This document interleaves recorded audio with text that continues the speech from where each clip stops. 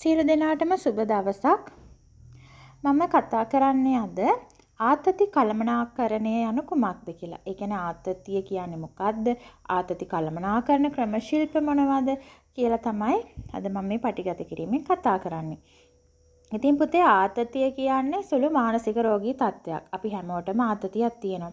එක්තරා අවස්ථාවකදී මට මතකයි කලින් හිටපු මැතිවරණ කොමසාරිස්තුමාගෙන් ඇහුවා ඔබතුමාට දැන් මේ මැතිවරණයත් එක්ක ආතතියක් තියෙනවද කියලා. ඊට පස්සේ මේ කියන්නේ දේශප්‍රිය මැතිතුමාගේ මහින්ද දේශප්‍රිය මැතිතුමාගේ ඊට පස්සේ ඒ ආතතිය නම් හැමෝටම තියෙනවා. ආතතිය අපි පාරට ගිහාම පාරේ බස් එකක් එනවා දැක්කහම එතන අත දික් කරන තැන ඉඳලා පාරට බස් එකට නගිනකම් එතනත් ආතතියක් යම්කිසි ක්‍රියාත්මක වෙනවා. මොකද බස් එක නවත්තයිද? බස් එකට නගින්න පුළුවන් වෙයිද? ඊට පස්සේ බස් එකට නැග්ගාම බස් එකෙන් බැහැ ගන්න පුළුවන් වේද? අන්නේ හැම දෙයක්ම ආතතියකට තමයි අපි සාමාන්‍ය ආතතිය තත්ත්වයකට තමයි ඒක ගණන් ගන්නෙ. ඉතින් ආතතිය කියන්නේ සුළු මානසික රෝගී තත්ත්වයක් දක්වාත් වර්ධනය වෙන්න පුළුවන්. නැත්නම් ඒක මනසේ ඇතිවෙන එක්තරා අවස්ථාවක සිතුවිල්ලක්. ඉතින් සෑම පුද්ගලයෙක් තුළම ආතතිය තියෙනවා. දැන් මං කිව්ව ඉස්සලා බස් එකකට නේද නගින්න යනකොටත් ඒ වගේ පොඩි දෙයකන බහින්න යනකොට ඒ වගේ පොඩි ආතතියක් එහෙම තියෙනවා. අඩු හෝ වැඩි වශයෙන් තියෙනවා. ඉතින් ආතතිය වැඩිවීම උග්‍ර මානසික රෝගී තත්ත්වයක් බවට පරිවර්තනය වීමටත් බලපෑම් ඇති කරනවා. ඉතින් සාමාන්‍යයෙන් මිනිස්සුන්ගේ මානව චර්යාවන් ආතතියට පත් කරන හේතු කිහිපයක් තියෙනවා. යම් කෙනෙක් එයාට තර්ජනයක් කරනවා නම්, ඒ කියන්නේ මරණීය තර්ජනය එල්ල කරනවා නම් එයා ආතති තත්ත්වයට පත් වෙනවා. ඊළඟට එයාගේ යම් වෙනස් වීම නේද වෙනස් වීම ශරීරයේ වෙනස් වීම වෙන්න පුළුවන්, යම් පරිසර වෙනස් වීම වෙන්න පුළුවන්. ඒ විවිධ වෙනස් වීම නිසා එයා ආතති තත්ත්වයකට පත් වෙන්න පුළුවන්. ඊට අමතරව අසීමිත ඉල්ලීම්. එයාගේ යම් දේවල් ඉල්ලනවා. ඒ ඉල්ලන කොටත් එයාට දෙන්න බැරි නේද? ඒ වගේ ආතති තත්ත්වයට පත් වෙනවා. ඊට පස්සේ සංකීර්ණ සමාජය තුලත් එයා ආතති තත්ත්වයට පත් වෙනවා කාර්යබහුල වීම නිසා. ඊට පස්සේ සබඳතා මුල් කරගෙන ආතතියට පත් වෙනවා. ඒ කියන්නේ සබඳතා විවිධ සම්බන්ධතා තියෙනවා, ප්‍රේම සබඳතා තියෙනවා, එතකොට තමන්ගේ පවුලේ සබඳතා තියෙනවා. එතකොට පවුලේ කෙනෙක්ගේ මොකක් හරි ප්‍රශ්නයක් නම් අපි ආතතියට පත් වෙනවා. ඊට පස්සේ ප්‍රේම සබඳතාවේ බිඳ වැටුණොත් ආතතියට පත් වෙනවා. ඉතින් ඒ වගේ වෙලාවට ආතතිය හට ගන්නවා. ඉතින් ස්ට්‍රෙස් හෙවත් ආතතිය යන වචනය මුලින්ම ලෝකෙට හඳුන්වලා දුන්නේ හෑන්ස් සෙලි කියන විද්‍යාඥයා විසින්. ඉතින් එයා ඒ කියන විදිහට මේක සුළු මානසික රෝගී තත්ත්වයක්. ඒතකොට ඒ නමුත් මේ ආතතියෙන් පුතේ දෛනික ජීවිතයට බාධා ඇති වෙන්නේ නැහැ. ඉතින් මේ දෛනික ජීවිතයේ නේද අවශ්‍ය වෙනස් වීම සඳහා කායික මානසික පුද්ගල ප්‍රතිචාර නොදැක්වීම ආතතියක් කියලා අපිට කියන්න පුළුවන්. ඒ හෑන්ස් සෙලි කියන විද්‍යාඥයා කියන්නේ ආතතිය කියන නිර්වචනය කියන්නේ එයා ඒක. ඊළඟට තව කෙනෙක් කියනවා ඩෙනිස් කූක් කියන විද්‍යාඥයා කියනවා කායික හෝ මානසික ඉල්ලීමක් සඳහා ශාරීරික වශයෙන් નિરાයසෙන් සිදුවන ප්‍රතික්‍රියාවක් කියලා ආතතිය. එතකොට ඩේවිඩ් බී කොහෙන් කියනවා ජීව විද්‍යාත්මක හෝ මනෝවිද්‍යාත්මක ප්‍රතිචාරයන්ගේ ප්‍රතිඵලයක් කියලා. දැන් මේ නිර්වචන තුනක් තියෙනවා. ඒ තුනෙන් ඔයාලා ඒ තුන බලා ගන්න. ඒ තුනෙන් අහන්න ලියන්න ඕනේ අනිවාර්ය නිර්වචන. ඉතින් පුද්ගලයා තුළ නොසන්සුන්තාවයක් හෝ අපහසුතාවයක් ඇති කරන ඕනෑම සිද්ධියක් නේද? ඔන්න නොසන්සුන්තාවය ඇති වෙන්නේ කොහොමද? ආතතියක් එනකොට. අපහසුතාවයක් ඇති වෙනවා. අන්න එහෙම අපහසුතාවයක් ඇති කරන ඕනෑම සිද්ධියක් මේ නේද? ඒ අවස්ථාවක් ඒ වෙලාවේ මානසික ආතතිය බවට පත් වෙන්න පුළුවන්ලු. එතකොට පුතේ මානසික ආතතිය ප්‍රධාන වශයෙන් කොටස් දෙකකට බෙදෙනවා. ධනාත්මක ආතතිය සහ ඍණාත්මක ආතතිය කියලා. එතකොට ධනාත්මක ආතතිය කියන්නේ ආතතියක් අපිට අවශ්‍යයි. ආතතියක් නැති වුණොත් අපි විභාග සමත් වෙන්නේ නැහැ. තව විභාගෙට මාසයක් තියෙන. එතකොට මාසයක් ඇතුව අපි සූදානම් වෙන්න ඕනේ. අන්න ඒක ධනාත්මක ආතතියක්. එතකොට දැන් ඔයාට කියනවා අද කියනවා ඉස්කෝලෙන් හෙට රැස්වීමට කතාවක් පුරුදු වෙලා ඉන්න කියලා. දැන් ඔයා කල්පනා කරනවා නම් ඒ කතාවෙන් මග අරින්න හෙට බොරු බඩේ අමාරුවක් හැදලා ලෙඩක් නේද? ලෙඩක් මවාගෙන ඉස්කෝලේ යන්න නැතුව ඉන්න. අන්න ඒක ඍණාත්මක ආතතියක්. ධනාත්මක ආතතිය නම් මොකද කරන්නේ? හොඳට කතාවක් ලියලා ටක් ගාලා හරි දරා තිස්සේ පුහුණු වෙනවා. හතර පහ තමයි මම මේක හොඳට කරන්න ඕනේ රැස්වීමෙන්. අන්න එහෙම කියලා. ඉතින් ඒ වගේ දැන් ඍණාත්මක ආතතිය මග හැරීමක් නේද? මග අරින්න මේ මොලේ සූදානම් කරනවා ඍණාත්මක ආතතිය. උදාහරණයක් විදිහට විභාගෙට මෙඩිකල් දාන්න නම් ලියන්න බෑ මේ පාඩම් කරගන්න බැරි වුණා කියලා විභාගෙට මෙඩිකල් දාන්න සූදානම් වෙනවා. නේද? ඒ මොකක් හරි කෙනෙක් හම්බෙන්න දැන් යම්කිසි අවස්ථාවකට මුහුණ දෙන්න. ඔයාලට සින්දුවක් කියන්න තියෙනවා හෙට. එතකොට මේ ඔයා ඒ කියන්නේ ඔයා ඒකට කැමති නැහැ. ඔයාට ඒක බෑ කියලා හිතනවා. ඒතර ඔයා යන්න නැතුව ඉන්නවා. අන්නේ මග ඇරීම ඍණාත්මක ආතතියේ කොටසක්. ඉතින් මේ ආතතියට පුතේ පාරිසරික සාධක බලපානවා. සබඳතා බලපානවා. මූල්‍ය සාධනය, වෙනස් වීම, තර්ජනය, තමන්ගේ තියෙන අධික ඉල්ලුම. ඒ වගේ සාධක බලපානවලු ආතතිය සඳහා.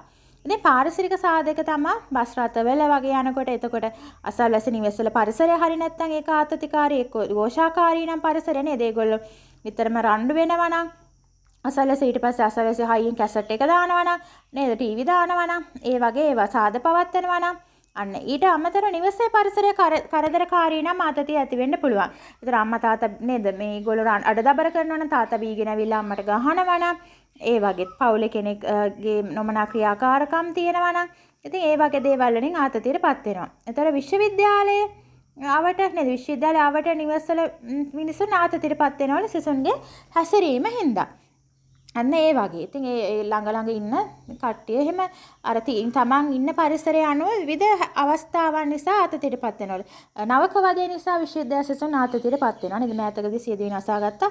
අන්න ඒ වගේ අනිත් තව කෙනෙක් නිසා ආතතියටපත් වෙනවා. එහෙම නැත්නම් තව තමන් ඉන්න පරිසරය නිසා, තව යම්කිසි සිදුවීමක් නිසා එහෙම ආතතියටපත් වෙනවා. ඊළඟට සබඳතා නිසා ආතතියටපත් වෙනවා. සබඳතාත් ආතතිය ඇති කරනවලු. ඒ කියන්නේ තමන් කැමති අය සමග කැමති ආකාරයෙන් සබඳතා පවත්වා ගන්න අවස්ථාව මේ ලැබෙනවා නම් ආතතියක් නැහැ. තමන් ආසා එක්ක හොඳට ඉන්න නිදහසේ ඉන්න. එහෙමනම් ආතතියක් නැහැ. නමුත් තමන් අකමැති අය තමාට ජීවත් නේද? අකමැතියත් එක්ක ජීවත් වෙන්න සිදු වෙනවා නම් අන්න එතන ආතතියක් ඇති වෙනවා. තමන් අකමැති නේද? අකමැති ආයතන ප්‍රධානීක යටතේ වැඩ කරනවා නම් එතකොට තමන් අකමැති කෙනෙක් පවුලට සම්බන්ධ වෙනවා නම් තමන් අකමැතින් විවාහයක් සිදු කර ගන්නවා නම් ඒ කියන්නේ විවාහයක් සිදු කරලා තමන්ට දෙනවා නම් අන්න එතකොට ආතතියටපත් වෙනවා. ඉතින් අන්න ඒ වගේ ඊළඟ මූල්‍ය සාධනෙ හින්දා මුදල් ගැටලු හින්දා මිනිස්සු මේ ආර්ථික පීඩනය නිසා ආතතියටපත් වෙනවා. නේද? එක්ක ලොකු ණයක් අධික ණය බරින් ඉන්නකොට ඒ ණය බේර ගන්න කොහොමද? නේ? ඒතර මහන්සලා මුදල් හොයන්න ඕනේ ණය පියවන්න. අන්න ඒ වගේ. ඊට පස්සේ දරුවන්ගේ අධ්‍යාපනයට නේද අවශ්‍ය කටයුතු සිදු කරගන්න බැරුව ඊට පස්සේ තමන්ගේ මුදල් ඕන හොරකම් කරලා රත්තරන් බඩු නැති වෙලා එතකොට ආතතියටපත් වෙනවා. ඒ කවුද ගත්තේ කියලා නේද? ඊට පස්සේ ඊට අමතරව මිනිස්සු ආතතියටපත් වෙන කොවිඩ් කාලේ ගෙදරට කොටු වුණා. අන්න එතකොටත් ආතතියටපත් වෙනවා අර එලි මහනේ ඇවිදින්න යන්න බැරි නිසා. ඊට අමතරව දැන් කොවිඩ් සමයේදී සංචාරක කර්මාන්තයේ බිඳ වැටුණා. එතරම් මූල්‍ය ගැටලු ඇති වුණා. ගොඩක් අයට රැකියාව අහිමි වුණා. නේද? පාරිසරික තත්ත්වයන් නිසා විවිධ අසංගත හින්දා ඉතින් මිනිස්සුන්ට ඒ තමන්ගේ සුනාමි ව්‍යසනයේදී තමන්ගේ පවුලේ අය අහිමි වුණා. අන්න ඒ වගේ පාස්කු ප්‍රහාරයේත් එහෙම කට්ටියට නේද ජීවිත අහිමි වුණා. ඒතර මේ ආබාධිත වුණා. අන්න ඒ වගේ හේතු නිසා ආතතිය ඇති වෙනවලු. මූලමය ප්‍රශ්නේ දුප්පත්කම නිසා ආතතිය ඇති වෙනවා. ඊළඟ විවිධ වෙනස් වීම. එතකොට දැන් වෘත්තීය මට්ටමේදී අපි විවිධ නේද අපි කියන්නේ රැකියාවේ ස්ථාන මාරු කරනවා. අන්න ස්ථාන මාරු කරනකොට ඒ රැකියා ස්ථානයට මේ අනුගත වෙන්න මේ අමාරුයි. එතකොට මේ ආතතිය ඇති වෙනවා. ඊට අමතරව තව මේ Taman මේ පදිංචි ස්ථාන වෙනස් කරනවා. අන්න ඒකයි. තමන්ගේ ව්‍යාපෘති අධිවේගී මාර්ග හදනකොට මහවැලි ව්‍යාපාර වගේ ව්‍යාපෘතිින්ද මිනිස්සුන්ට ගම්වල මිනිස්සුන්ට ඒ ගම හැර යන්න කියනවා වෙනත් තැනකට හුරු වෙනවා හුරු කරනවා. හුරු වෙන්න යනකොට ආතතිය ඇති වෙනවා.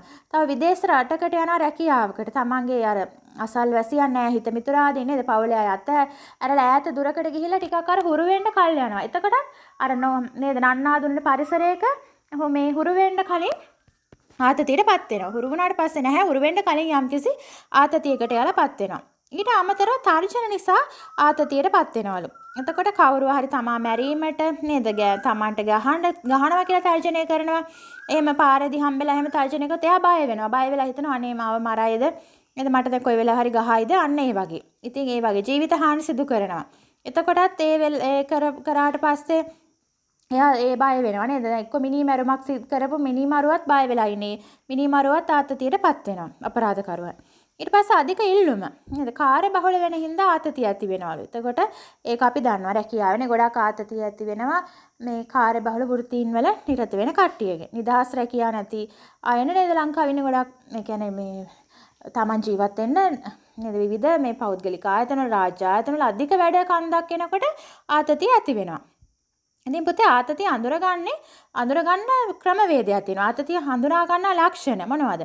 කායික ලක්ෂණ විදිහට අපිට කයෙන් බලන්න පුළුවන්. එයාට හිසරදේ තියෙනවා, විඩාව තියෙනවා, හදගැස්ම වැඩි වෙනවා, නේද? ඔක්කාරයක් එනවා, ආහාර අරුචිය, නේද? කාන්තාවන්ගේ නම් ඔසප් චක්‍රයේ අක්‍රමවත් බව නියමිත දිනට ඔසප් වීම සිදුවන්නේ නැහැ.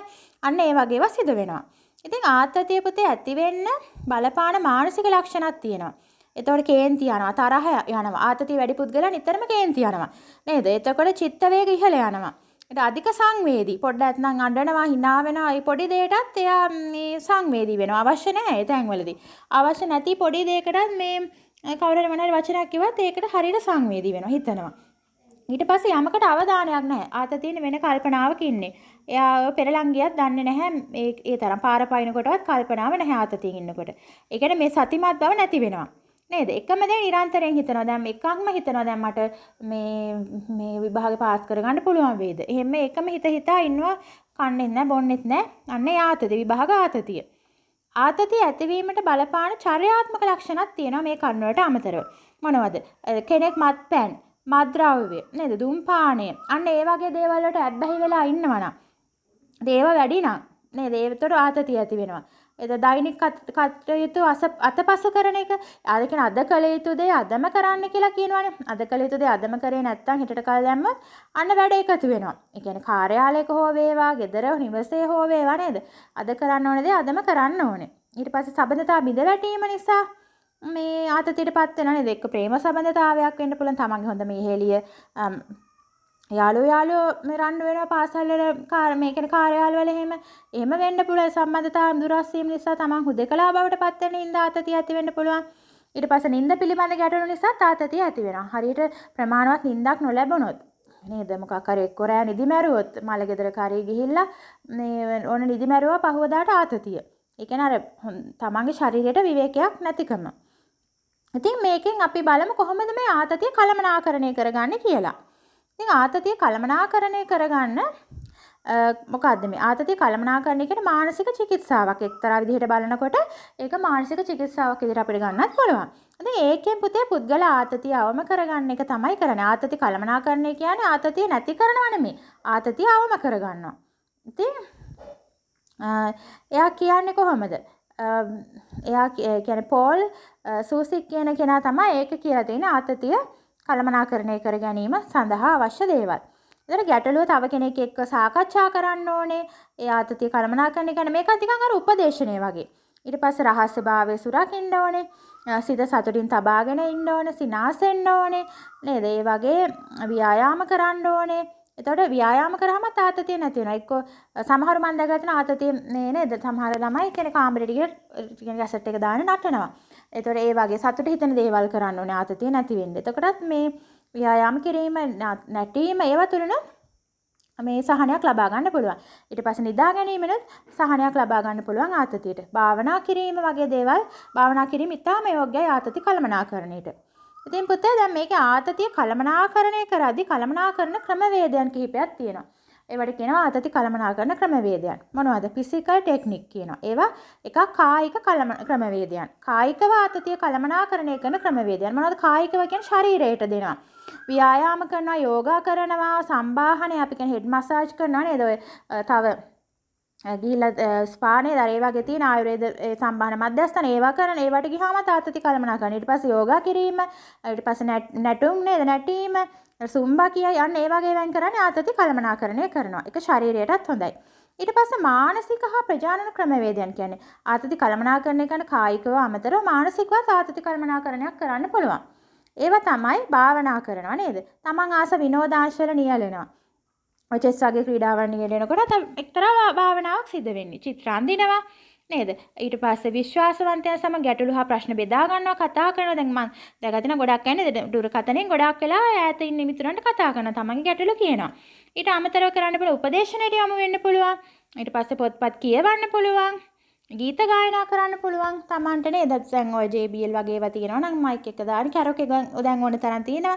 ඒතකොට තමන්ගේ මානසික මට්ටම මානසික ආතතිය අඩු වෙනවා. ඉතින් ගීත අහන්න පුළුවන්. ගීත ගායනා කරන්න බැරි කෙනෙක් නම් ගීත අහන්න පුළුවන්. දැන් මේ කායික මානසික ක්‍රමවේදයන්ට අමතරව පුතේ චර්යාත්මක ක්‍රමවේදයන් කියලා තියෙනවා. ඒ කියන්නේ හැඟීම් සහ නේද අපේක්ෂාවන් වෙනස් කරන්න පුළුවන් අපිට. අපේ අරමුණු වෙනස් කරන්න පුළුවන්. අපිට යන්න බැරි අරමුණු අපි තියාගන්න හොඳ නැහැ. ඒ කියන්නේ තමන් ලොකු ඉලක්ක වලට යනකොට ඒ ඉලක්ක සපුර ගන්නකම් අපි ආතතියෙන් පසුවන්නේ. ඉතින් තමන් ළඟා කරගත්තේ ඉලක්ක තමයි අපි මේ හදාගන්න ඕනේ. ඊට පස්සේ ආත්ම විශ්වාසය වැඩි වෙන විදිහට කටයුතු කරන ඒ ආත්ම විශ්වාසය ඔය නායකත්ව පුහුණු වැඩසටහන් ධනාත්මක චින්තනය ඒ වැඩසටහන් වලට යොමු වෙනවා. ඊට පස්සේ සමාජ මාධ්‍ය YouTube වලින් ඒවා බලලා ඉගෙන ගන්නවා. ඊට පස්සේ අන්න තමන්ගේ සීමාවන් දැනගෙන කටයුතු කරනවා. ඒ කියන්නේ ඇඟිල්ල තරමට ඉදිමෙනවා කියන තමන්ගේ සීමාවන් දැනගෙන වියදම් කරන්න ඕනේ. තමන්ගේ සීමාවන් දැනගෙන මේ පරාසය තුල කටයුතු කරන්න ඕනේ. තමන්ගේ තනතුර තත්ත්වය දැනගෙන කටයුතු කරන්න ඕනේ. ඊට පස්සේ දිනපතා සැලසුම් කරන එක ගන්න. දිනපතාම සැලසුමකට අනුව වැඩ කරනවා කාලසටහනකට අනුව. ඊට පස්සේ මධ්‍යම ප්‍රතිපදාව අනුව ජීවත් වෙන්න කියලා කියන එක නෝන්ට වඩා සැප දෙන්නේ නැතුව, ඔන්ට වඩා දුක් දෙන්නේ නැතුව ජීවත් වුණාම ආතතිය ඉබේම චර්යාත්මක වශයෙන් කළමනාකරණය කරගන්න පුළුවන්. එතන අපි තව ටිකක් බලමු. දැන් මේ කරුණ වලට අමතරව මානසික ආතතිය සරලව කළමනාකරණය කරගන්නේ කොහොමද කියලා. ඉතින් මානසික ආතතිය පුතේ හොඳ පැත්තට අපි කිව්වා ධනාත්මක පැත්තට නරක පැත්තට යන අංශ දෙකෙන්ම පැහැදිලි කරන්න පුළුවන්. ඉතින් දැන් මේ තියෙන මේ පුතේ උපුටා ගැනීම ආරෝග්‍ය කියන සංග්‍රහයේ මේ ආතතිය කළමනාකරණය කරන ඒ කොටස ගැන උපුටා ගත්තා. ඉතින් ආරෝග්‍ය කියන එකේ සංග්‍රහය කියන්නේ ඒක කායික සෞඛ්‍ය කෙරෙහි විශාල බලපෑමක් ඇති කරනවලු. ඉතින් විශාල මනෝවෛද්‍ය විද්‍යානුකූලව නේද? ඒක පිළිගත් සත්‍යවල.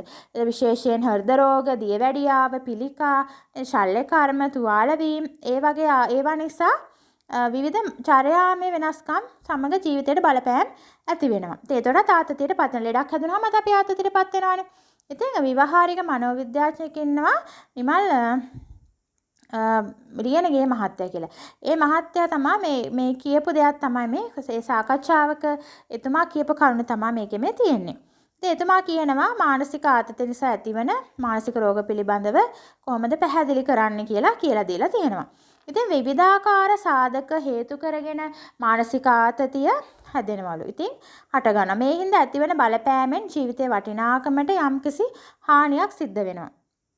ඉතින් ඒ හානිය නිසා නේද විවිධ පුරුදු ඇබ්බැහිවීම් මානසික ආතතියෙන් අවසානයේදී අවසන් වෙනවා. ඒ කියන්නේ මානසික රෝගයක් නිසා ඒ මානසික ආතතිය මානසික රෝගයක් බවට පත් වෙලා අවසානයේ කායික රෝගත් හැදිලා නේද? ඒ කියන්නේ දියවැඩියාව වගේවත් හැදෙන්නේ මානසික ආතතිය නිසා. කොලෙස්ටරෝල් හැදෙන්නේ.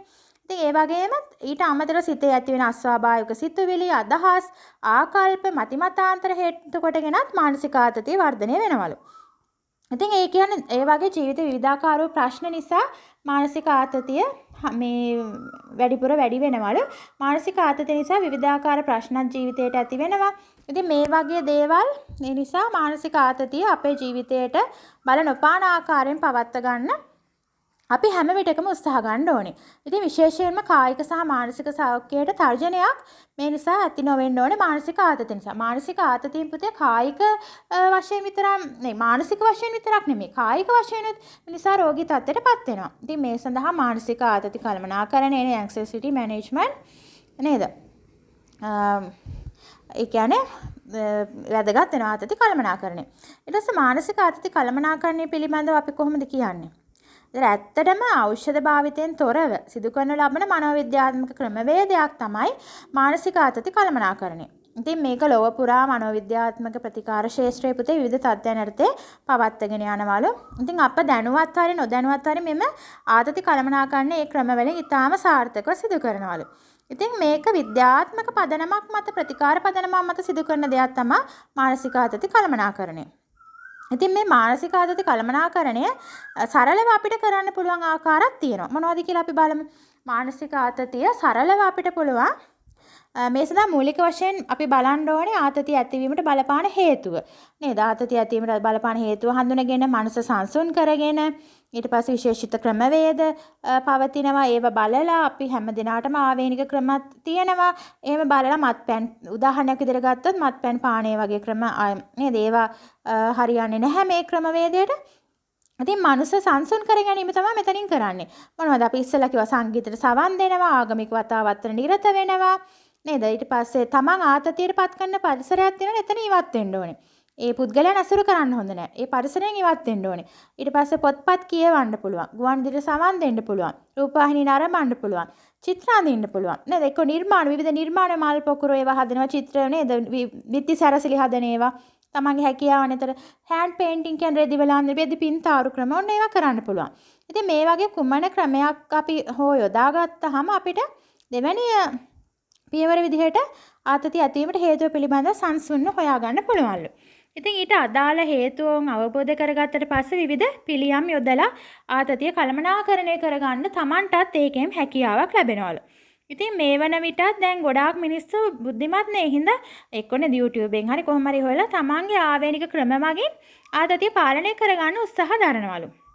ඉතින් මේ ඒ ක්‍රමවේද අතර අන් අයගේ ක්‍රියාවන් පිළිබඳ කෝප වුණත් අපි ආතතිය ගන්නවනේ. එහෙම නැතුව අන් අයගේ අදහස් වලට ගරු කිරීම, ඉවසීම ප්‍රගුණ කිරීම ආතති කළමනාකරණේ එක උපක්‍රමයක් වෙනවලු. ඒ වගේම තමයි පුතේ අන් අයගේ ගැටලු ප්‍රශ්න, අපහසුතා, දුර්වලතා නේද පිළිබඳව අවබෝධයක් ලබාගෙන ඒ අය එක්ක සමාග ආශ්‍රය කරලා ඒගොල්ලන්ගෙන් පිළියමක් අරගෙන එහෙම නැත්නම් තමන් හැසිරෙන පරිසරයේ සාමාන්‍ය තත්ත්වයට අනුව හැඩ ගැහිලා නේද ඒ වගේ අපි පරිසරයට මේ යෝග විදිහට අනුවර්තනය වෙන්න ඕනේ හැඩ ගැහෙන්න ඕනේ. ඉතින් රැකියා ස්ථානෙට විතරක් නෙමේ තමන්ගේ නිවසේත් ආතතියක් නැතුව ඉන්න ඕනේ නේද? අන් අයත් එක්ක ගැටලු අපහසුතා දුර්වලතා ඒවා මග අරවගෙන ජීවත් වෙන එක තමයි වැදගත්. ආතතියෙන් තොරව ජීවත් වෙන්න පුළුවන්. ඉතින් ඒ වගේ ආශ්‍රයයන් තමන්ගේ මානසිකත්වයේ යහපත තියාගන්න උපකාරී වෙනවා. ඊට අමතරව තමන්ගේ අඩුපාඩු දුර්වලතා දැනුම හැකියාව පිළිබඳ අවබෝධයක් ලබාගෙන ජීවිතය ගත කිරීම ආතති කළමනාකරණයට යොදා ගන්න පුළුවන්. තවත් හොඳ උපක්‍රමයක් තමන්ගේ දුර්වලතා හදා ගන්න එක. තමන්ගේ ආතතිය කළමනාකරණය කරගන්න පුළුවන් තමන්ටම තමයි. ඉතින් ඒ මගින් තමාගේ එදිනෙදා කටයුතු ආතති කළමනාකරණය තුළින් සාමාන්‍ය ආකාරයට සංසුන් මනසකින් කරගන්න පුළුවන් කලබල නොවි. එතකොට සංසුන් මනසකින් කරගන්නකොට සාර්ථකව තමන්ගේ වැඩ කටයුතු කරගන්න පුළුවන්. සාර්ථකව දවස අවසන් කරන්න පුළුවන්. එතකොට කලබල වෙන්නේ නැති හිටියාම අපිට ගැටලුවක් ආවත් ඒ ගැටලුව මනාව හොඳට අවබෝධ කරගෙන ගැටලුවට පිළිතුරු හොයාගන්න හැකි වෙනවා. ඉතින් පුතේ ආතති කළමනාකරණය පිළිබඳව කතා කරන්න තියෙන එච්චරයි. මේ කෙටි පටිගත කිරීමෙන් ආතති කළමනාකරණය පිළිබඳව ඔයගලට අදහසක් එන්න ඇති කියලා මම විශ්වාස කරනවා. එහෙනම් ඔයගොල්ලෝ එදිනදා ජීවිතේ මේක ප්‍රායෝගික මාතෘකාවක් ආතතිය කොහොමද කළමනාකරණය කරගන්නේ කියලා ඔයගොල්ලෝ තත් හදා බලන්න. එහෙනම් පුතේ සියලු දෙනාටම සුබ දවසක්.